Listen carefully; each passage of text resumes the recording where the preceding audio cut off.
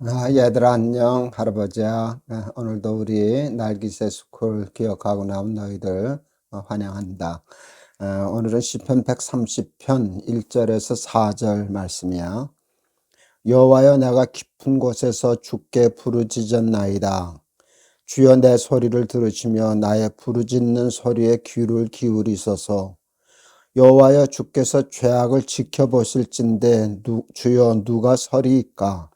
그러나 사유하심이 주께 있으면 주를 경외하게 하심이니이다. 할아버지가 오늘 시편 130편을 읽을 때 한번 계산을 해보니까 한 65년 전쯤 같아. 할아버지가 주일학교 다닐 때 그때 어느 집사님이 주일 저녁에도 우린 예배 드렸거든. 주일학교도. 그 설교하셨던 말씀이 기억이 났어. 65년도 더 넘었을 거야. 근데 하여간 65년 전 그 집사님이 해주셨던 설교 말씀이 기억이 났어. 우리 날기새 스쿨 할아버지하고 하는데 날기새 스쿨 할아버지가 한 설교 중에 65년 후에 너희들도 기억하는 그런 설교가 있으면 좋겠다 하는 생각도 들더라. 그 집사님이신 선생님이 해주신 예화가 있어. 어떤 아이가 고무줄 새총을 이렇게 잘 예쁘게 깎아서 만들었어. 그런데 뭐 새를 쏠 게 없잖아. 근데 집에 마당에 보니까 아버지가 키우는 거위가 이렇게 돌아다니는 거야. 거위도 새잖아. 그래서 이렇게 신용만 한 거야. 이렇게 겨냥도 해보고 이제 그러는데 쏘면 안 되지. 맞아서 죽으면 큰일이니까. 그런데 이렇게 자꾸 하다가 실수해서 그만 탁 쐈는데 보통 잘 맞지도 않는 새총이 그날따라 정통으로 맞아가지고 그 거위인가 오리인가 그게 죽었어. 큰일 났잖아. 아버지가 아끼는 건데. 그래서 거기서 파묻었어. 몰래 싹 파묻었어. 근데 아버지가 야, 왜 거위가 안 보이냐, 뭐 오리가 안 보이냐 그랬는데 시침뚝하고 모르겠는데요 하고 거짓말을 했지. 새총 가지고 이렇게 해서 그 오리를 쏴 죽인 거는 죄일까 아닐까? 그건 죄 아니야. 실수지. 뭐 사람이 오리 죽인 게 무슨 죄가 되겠어? 근데 뭐가 죄일까? 너 오리 못 봤냐? 그랬을 때 아니요, 못 봤는데요. 자기가 파묻어 놓고 거짓말 한 거는 죄란 말이야. 그렇지? 근데 아버지가 몰라서 잘 넘어갔어. 근데 옛날에는 집에서 부리는 하인 머슴이 있었잖아. 좀 심술궂은 좀 마음이 안 좋은 머슴이 하나 있었는데 그 머슴이 자기 주인 아들을 부르는 거야. 너 가서 물 좀 떠와. 그 아저씨가 해줘. 왜 내가 해요? 그랬더니 너 이거 몰라? 그러니까 그 아저씨가 본 거야. 너 이거 몰라? 그러니까 너 아빠한테 이럴 거야? 그러니까 알았어요 해서 가서 물도 떠오고 청소도 하고 심부름도 하고 그 바람에 그 죄 때문에 그 하인 모습에 종이 된 거야. 너무 괴롭고 힘드니까 견디다 못해서 내가 가서 아빠한테 가서 이실직고를 한 거야. 아빠 드릴 말씀이 있습니다. 사실은 그 오리 제가 실수해서 죽였는데 아버지한테 거짓말했습니다. 용서해 주세요.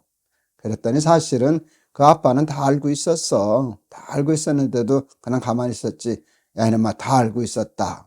근데 물론 그 오리 쏴준 거 잘못한 일이고 실수한 일이지만 아빠가 또 오리를 좋아하고 아끼는 것도 사실이지만 아빠가 오리를 더 사랑하겠냐, 너를 더 사랑하겠냐? 그러면서 다시는 그러지 말아라 하고 용서해 주셨어. 당연히 용서해 주지. 자기 아무리 오리를 좋아한다고 오리 죽였다고 아들을 내쫓겠어? 그래서 다 풀렸어.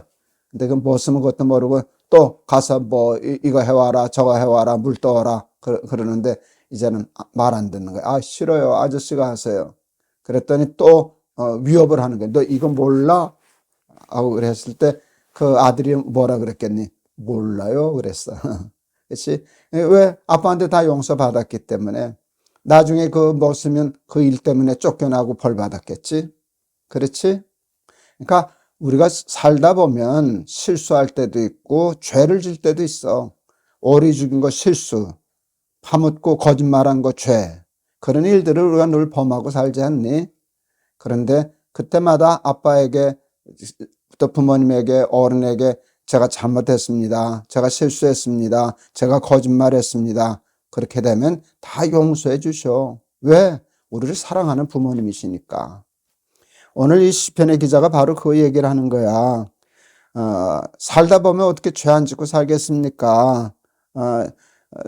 죄악을 지켜보실진데 주여 누가 서리이까? 하나님 앞에 죄 없는 사람이 어디 있습니까? 그런데 여기 뭔가 하면 그러나 4절에 그러나 사유하심이 주께 있으면 주를 경외하게 하심이니이다. 하나님은 우리를 용서해 주신 분이시거든. 하나님이 세상을 이처럼 사랑하사 독생자를 주셨으니 누구든지 저를 믿는 자마다 멸망치 않고 영생을 얻게 하려 하심이라. 우리가 죄 때문에 죽게 되었을 때, 그럴 때 하나님이 십자가에 지심으로 우리의 죄를 다 용서해 주셨잖아. 용서해 주시려고 십자가를 지신 거잖아. 그렇기 때문에 누구든지 회개하고 하나님 앞에 잘못했습니다 용서하면 그 죄의 사실에서 우리를 해방시켜 주시는 거야. 근데 사탄은 꼭 그 못된 그 머슴같이 우리의 죄를 가지고 자꾸 우리를 옆에 너 이거 몰라? 너 이거 몰라? 너 다 하나님한테 일러 바친다? 하나님이 너 같은 걸 용서하겠냐? 그렇게 자꾸 겁을 주는데 그렇지 않아. 사탄에게 쏘으면 안 돼. 사유하심이 주께 있으면 주를 경외하게 하심이니이다. 하나님이 우리 죄를 용서하시기 때문에 우리는 하나님을 사랑합니다. 하나님을 경외합니다. 그런 고백인데 내도 살다가 실수 안 하면 좋지. 죄 안 지으면 좋지만 불가능한 일이거든. 의인은 없다고 그러셨어. 하나도 없다고 그러셨어. 모든 사람은 다 죄를 짓고 사는 거야.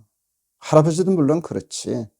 그런데 우리가 하나님 앞에 잘못했습니다. 자기 죄를 인정하고 자백하고 회개하면 성경에도 그런 말씀이 있어. 저는 미쁘시고 의로우사 우리의 모든 죄를 우리의 모든 불의를 깨끗게 하여 주신다 하는 말씀이 있거든. 그래서 하나님이 사유하심이 주께 있음은 이거 오늘 너희들이 꼭 배우고 기억해야 할 굉장히 중요한 말씀이야. 사탄은 속여 그 죄는 용서받지 못해. 그 죄는 하나님도 너를 버리실 거야. 하지만 사유하심이 주께 있습니다. 이걸 잊지 말고 어떤 죄를 짓든지 어떤 잘못을 하든지 인정하고 감추지 말고 숨기지 말고 자백하고 용서를 구할 줄 아는 우리 날기새 스쿨 어린이들 다 될 수 있기를 바란다. 알았지? 할아버지가 한번 기도할게. 하나님, 살다 보면 하나님 앞에 죄 짓고 또 범죄하고 그럴 때가 많습니다. 그렇게 되면 우리는 사탄의 종이 될 수밖에 없습니다.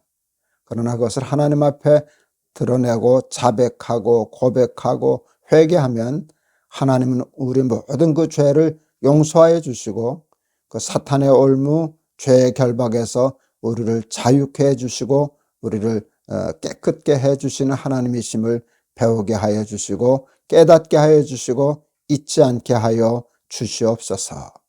예수 그리스도 이름을 받들어 기도하옵나이다. 아멘. 자기 죄를 인정하고 회개한다는 게 생각처럼 쉽지 않아. 자꾸 감추고 싶어 하거든. 그리고 핑계하고 싶고 남의 핑계대고 싶고 이렇게 거짓말을 하게 되는데 그러면 그럴수록 그 죄의 그 올무가 더 깊어지는 거야. 잘못했을 때는 내가 잘못했습니다 하는 걸 하나님에게도 또 사람에게도 그게 용기거든. 그리고 지혜야. 그렇게 하면 모든 문제가 쉽게 빨리 풀려. 근데 끝까지 부인하고 아닌 것처럼 감추고 파묻어두면 그 죄의 종 노릇을 할 수밖에 없어. 그래서 사유하심이 주께 있으면 하나님은 우리의 죄를 용서해 주시고 깨끗게 해 주신다는 분 믿고 회개하고 자백하고 인정할 줄 아는 용기와 지혜를 가지고 살아가는 우리 날기새 스쿨 어린이들 다 되기를 바란다. 알았지? 우리 내일 또 보자. 할아버지가 너희들 많이 사랑해. 안녕.